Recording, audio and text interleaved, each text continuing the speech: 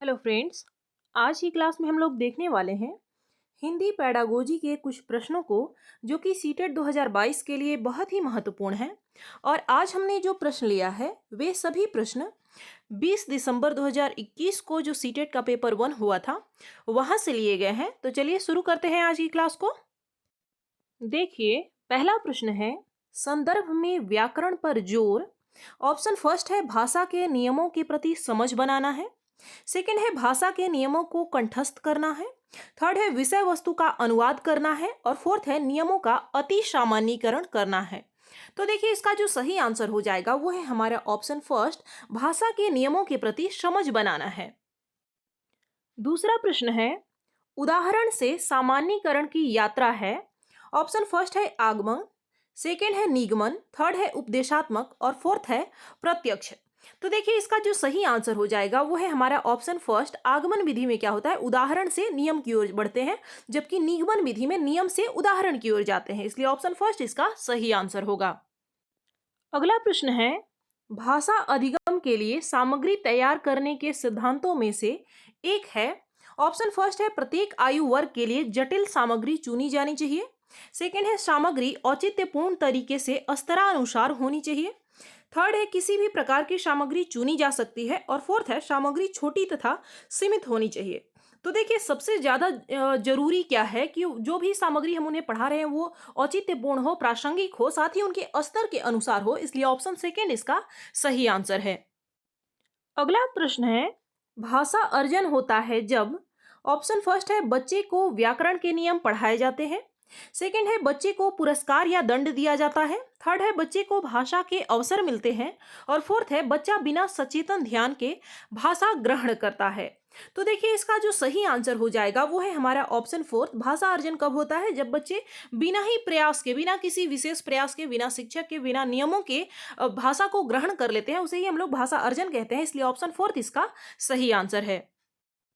अगला प्रश्न है जब बच्चे को कविता सुनाने के लिए कहा जाता है, यह शिक्षक को उसके डैश के आकलन में सहायता कर सकता है।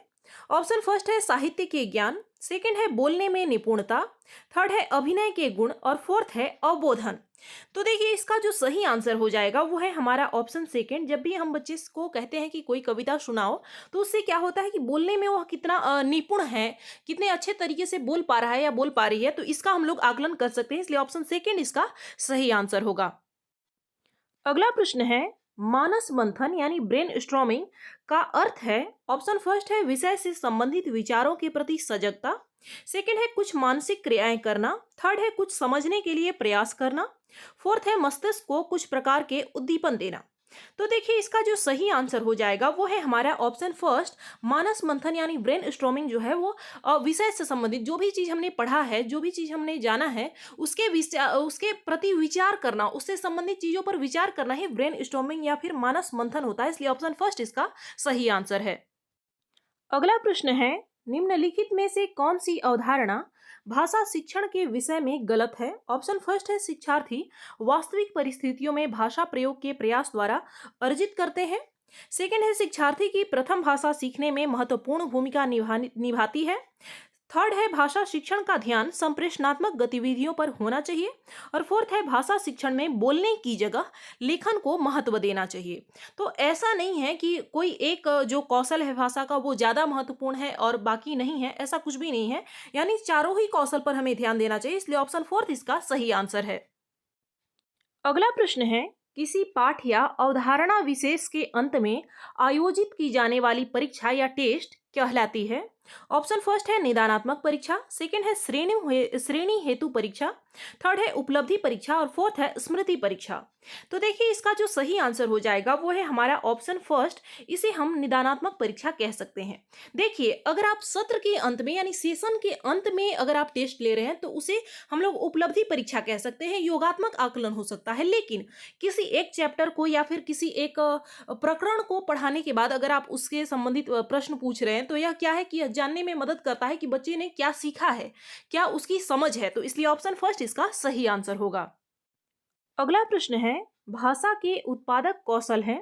ऑप्शन फर्स्ट है पठन तथा लेखन, सेकंड है पठन तथा श्रवण, थर्ड है वाचन तथा लेखन और फोर्थ है वाचन तथा श्रवण। तो उत्पादक कौशल कौन से हैं? वाचन और लेखन है, इसलिए ऑप्शन थर्ड हमारा सही आंसर होगा। वहीं ग्रहणात्मक कौशल कौन से हैं? सुनना, यानी किसी भी चीज को जब सुन रहे हैं या फिर पढ़ रहे हैं तो किसी भी चीज को ग्रहण कर रहे हैं, इसलिए उसमें क्या आ जाएगा? श्रवण और पठन आ जाएगा। और जबकि उत्पादक कौशल के अंतर्गत वाचन और लेखन होता है। अगला प्रश्न है, प्राथमिक स्तर की पाठ्यपुस्तकों में चित्रों का उद्देश्य है। ऑप्शन फर्स्ट है पाठ्यपुस्तक को आकर्षक बनाना, सेकंड है पाठ्यपुस्तक को रंगीन बनाना, थर्ड है विचारों तथा संकल्पनाओं को समझाना और फोर्थ है कहानी को समझना। तो देखिए, पाठ्यपुस्तक में जो भी चित्र बन दिए गए होते हैं, उनका उद्देश्य यह तो होता ही है कि बच्चे उसको देखें, उसके बारे में जानें, उनको यह आकर्षक लगता है। लेकिन जो मुख्य उद्देश्य होता है वो होता है कि विचारों और संकल्पनाओं को समझना, यानी जो भी चीज बता रहे हैं आप उसको, वो चित्र की मदद से वो अच्छे से बच्चे की संकल्पना में, बच्चे के दिमाग में अच्छे से बैठ जाता है, वो उस चीज को भूलता नहीं है। इसलिए ऑप्शन थर्ड इसका सही आंसर होगा।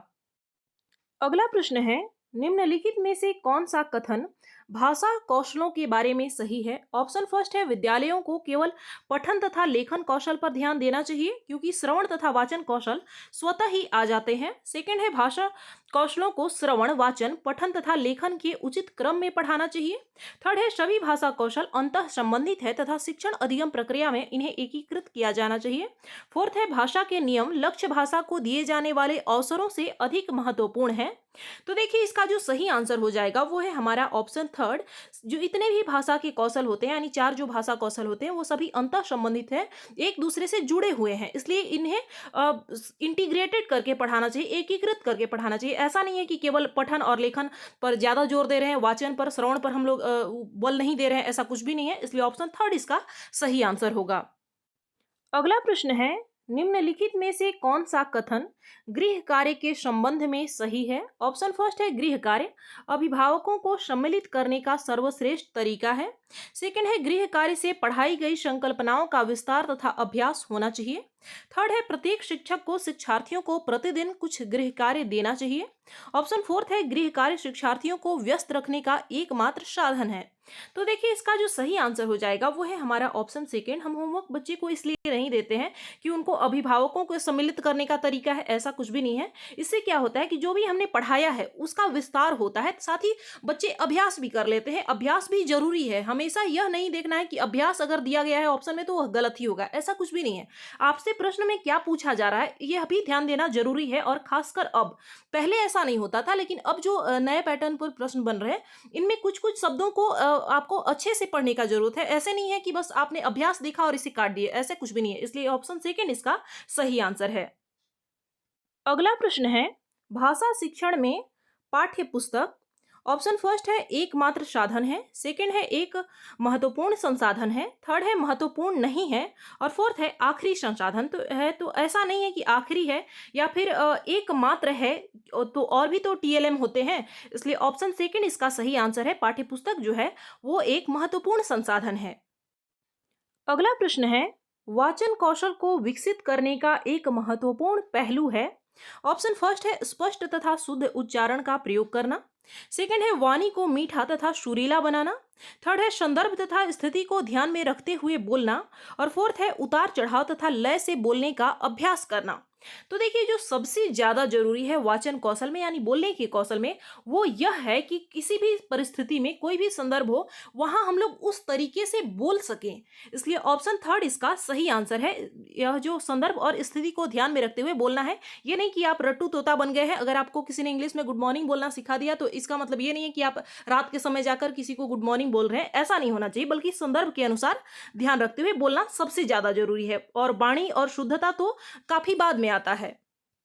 अगला और अंतिम प्रश्न है, डायरी लेखन शिक्षार्थियों की सहायता करता है। ऑप्शन फर्स्ट है अपने अधिगम पर चिंतन करने में, सेकंड है अपने साथियों के अधिगम पर चिंतन करने में, थर्ड है अपने उच्चारण का आकलन करने में और फोर्थ है अपने श्रवण वाचन कौशलों के आकलन में। अब आप लोग इसका जो सही आंसर होगा वो है हमारा ऑप्शन फर्स्ट। आप लोग खुद से विचार कीजिए कि डायरी लेखन में लेखन के समय श्रवण और वाचन का क्या उपयोगिता है? कुछ भी नहीं।